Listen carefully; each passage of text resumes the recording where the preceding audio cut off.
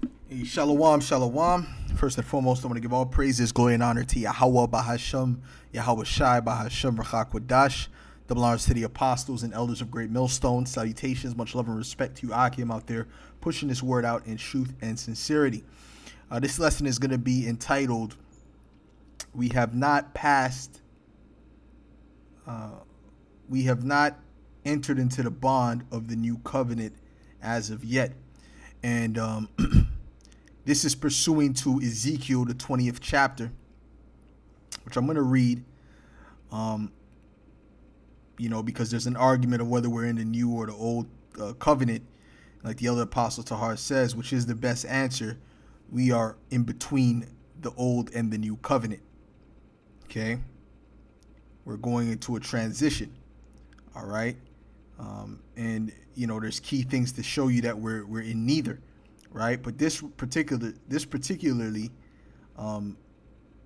says it right here pretty plainly. But I'm going to read it from Ezekiel 20:33. It says, "As I live, saith the Lord power, surely with a mighty hand and with a stretched out arm and with fury poured out will I rule over you. And I will bring you out from the people and will gather you out of the countries wherein ye are scattered, with a mighty hand and with a stretched out arm and with fury poured out. And I will bring you into the wilderness of the people, and there will I plead with you face to face." And we know when he gathers us out, this is the second Exodus, if you will. Okay, this is going to be the second deliverance, Egypt 2.0. Okay, and it tells you that in Isaiah 11:11. I'll read that real quick. This is Isaiah 11, verse 11, and it reads, "And it shall come to pass in that day that the Lord shall set his hand again the second time to recover the remnant of his people, which shall be left from Assyria and from Egypt and from Pathros, and from Cush, and from Elam, and from Shinar, and from Hamath, and from the islands of the sea." Notice it says, he shall set his hand again to the second time to recover the remnant of his people. The first time was in Egypt. Okay? "And he shall set up an ensign for the nations, and shall assemble the outcast of Israel, and gather together the dispersed of Judah from the four corners of the earth." Right? Now, him gathering us together represents what?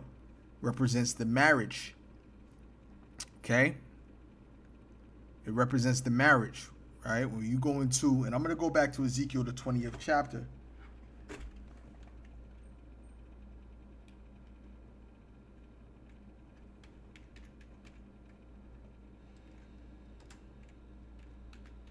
But I want to go into the fact that this is the marriage of the Lamb. All right?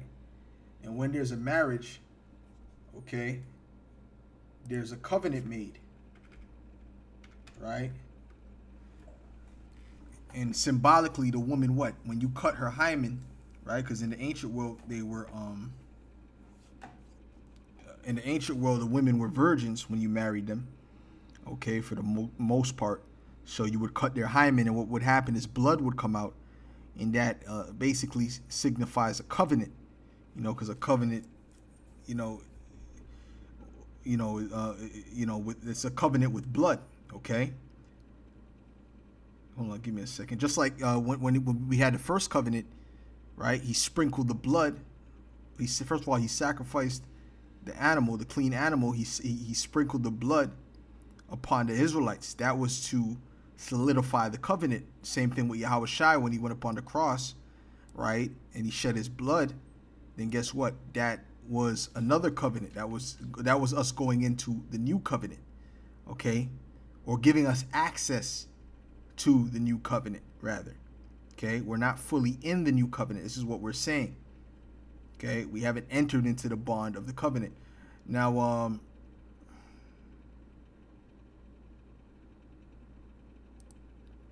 let's go into Matthew 22 and verse 13. And I'll start at verse 2, it says, the kingdom of heaven is like unto a certain king, which made a marriage for his son. Right? Now the king is the heavenly father Yahweh, and the son would be Yahweh Shai, and sent forth his servants to call them that were bidden to the wedding. Right? Servants dealing with the prophets. Okay? And they would not come. Again, he sent forth other servants, saying, tell them which are bidden, behold, I have prepared by my dinner. My oxen and my fatlings are killed, and all things are ready. Come unto the marriage.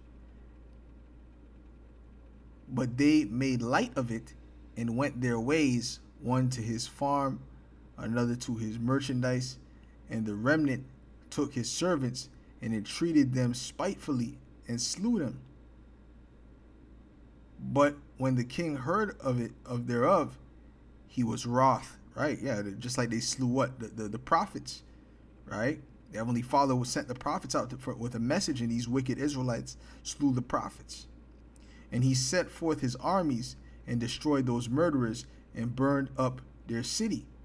Then saith he to his servants, the wedding, right, meaning what? He brought that destruction upon those wicked Israelites at that time. Okay? Why do you think the Babylonians took us over? Why do you think, the Greeks took us over, and all these other nations? Okay? It said, then saith he to his servants. I want to give you an example real quick. The Babylonians, right? He told Jeremiah to tell them to get prepared to go under Nebuchadnezzar, because he's going to rule. Okay? That's based upon the Lord's prophecies, right? So his prophecies had to be fulfilled. So he said, listen, Nebuchadnezzar's going to rule. You're going to be you're going to be servants under him. Just make yourself comfortable in Babylon, so to speak, because it's going to be about 70 years. And, and there was other Israelites, they didn't want to hear that message. It wasn't a popular message. They're like, F what this guy's saying. And there was false prophets telling them otherwise. So what happened? The Lord caused those Babylonians to destroy those wicked Israelites that did not hearken. Okay? When you don't listen to Yahweh Shem Yahweh Shai through his servants, the next thing to proceed is judgment. Okay? It said, then saith he to his servants, the wedding is ready, but they which were bidden were not worthy. Go ye therefore into the highways, and as many as ye shall find, bid to the marriage. So those servants went out into the highways and gathered together all as many as they found, both bad and good. And the wedding was furnished with guests, right? Meaning what? They were all called, right? Many are called, few are chosen. And when the king came in to see the guests, he saw there a man which had not on a wedding garment. And he saith unto him, friend. And the wedding garment represents him having the truth. Okay?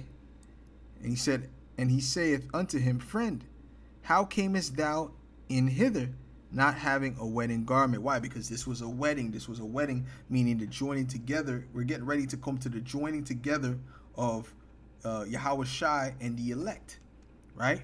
But if you're not worthy, you can't be at you're going to be cast out before the wedding. Okay? Before the wedding begins, you're going to be cast out. All right? It says, which had not, it said he saw there a man which had not on a wedding garment, or he didn't have the oil. That's another way to look at it. And saith unto him, friend, how camest thou in hither, not having a wedding garment? And he was speechless. Then said the king to his servants, bind him hand and foot, and take him away, and cast him into outer darkness. There shall be weeping and gnashing of teeth, for many are called, but few are chosen.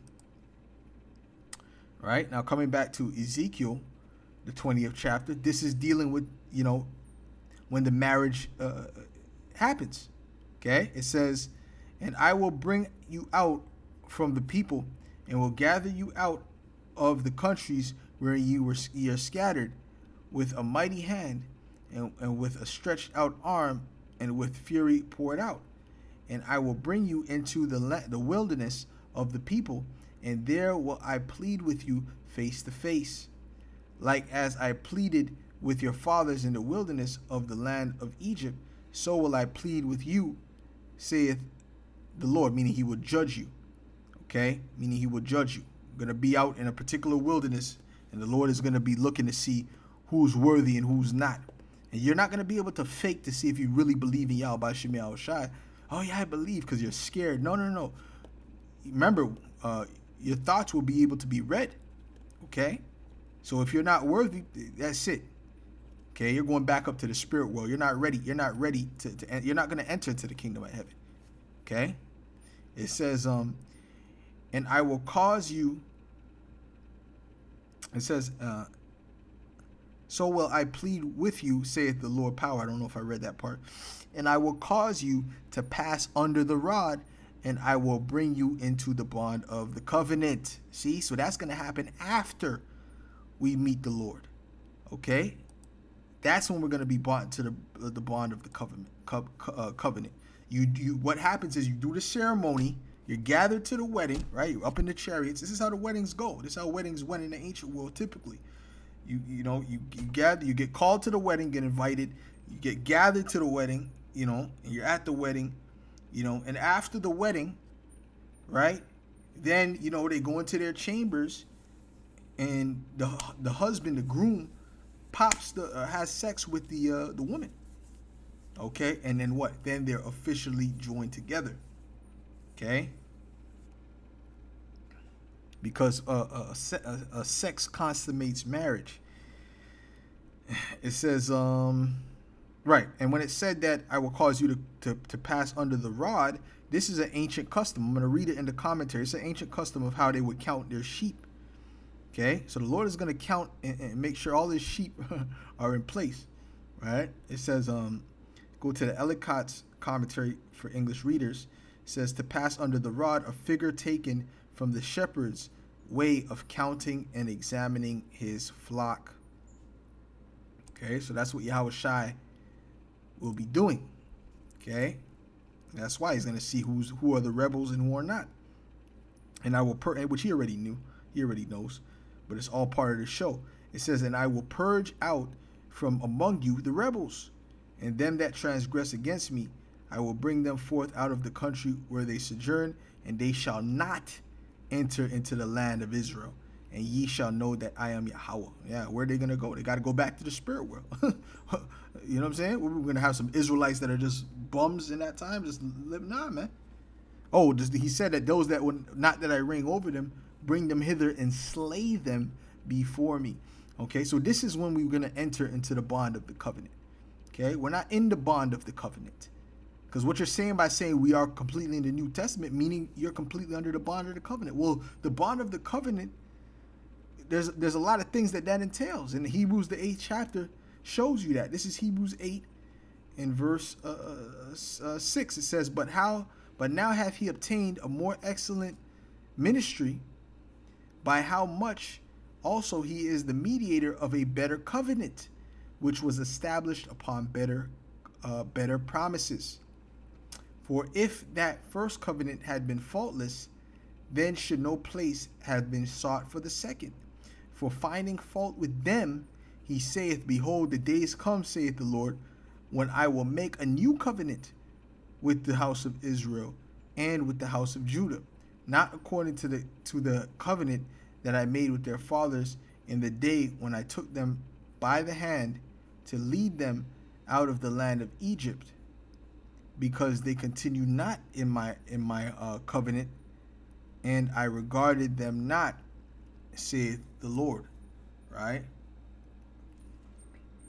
And even then, the covenant was made what? When we were gathered out of Egypt. Okay? So the elect has to be gathered out of this Babylon in order for, the covenant to be fully instituted, man. For this is the covenant that I will make with the house of Israel after those days, saith the Lord. I will put my laws into their minds and write them in their hearts, and I will be to them a God, and they shall be to me a people. Right?